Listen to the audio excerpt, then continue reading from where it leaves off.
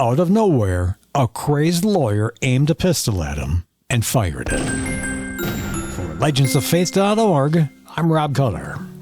James was chopping wood on the family farm in Ohio, dreaming about the adventures of the sea. He loved reading novels, especially the ones of the high seas. That evening, after chores, he told his mother he was heading to Cleveland to look for a job on one of the cargo ships. At 16 years old, his mother objected to his plans, but he insisted and set off the following day to follow his dreams. After 6 weeks on the cargo ship of hard labor, James became sick and went home. It was a tough month for James. He had a high fever. His mother was by his side throughout the ordeal, wiping his forehead with a cool cloth and praying. The thought of him going back to the seas was not in his future. She knew in her heart that the Lord had greater plans for young James. After his recovery, his mother gave him money to continue his education at a Christian school.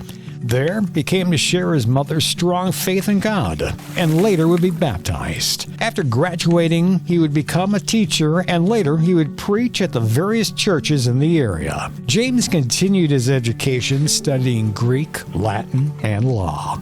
He had a gift for leading people, and at the age of 26, he would become the president of the college that he attended. His interest started to shift and was deeply disturbed on the way the country was heading. So he threw his hat in the ring for the state senator's position in Ohio and went on to win.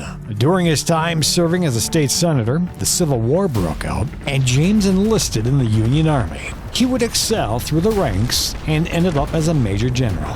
After the war, his political career got a boost. He was nominated to run for Congress. For the next 17 years, he would hone his skills on becoming a great speaker and politician in the U.S. House of Representatives. During the Republican convention, after a great speech, the leaders decided to drop their candidate for president and have James run.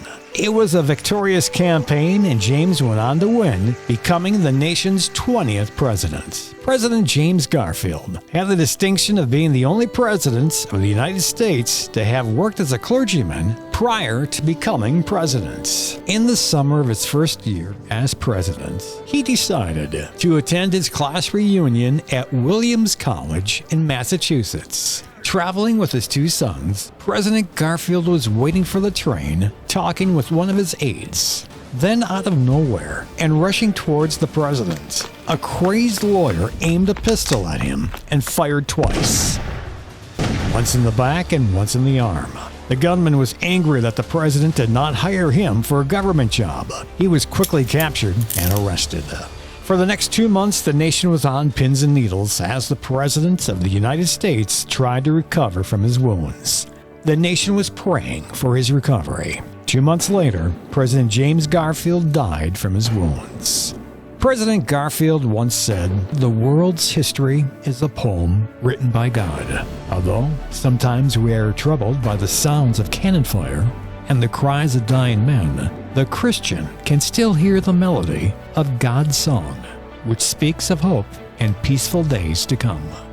For more stories like this and for ways to donate, visit us at legendsoffaith.org.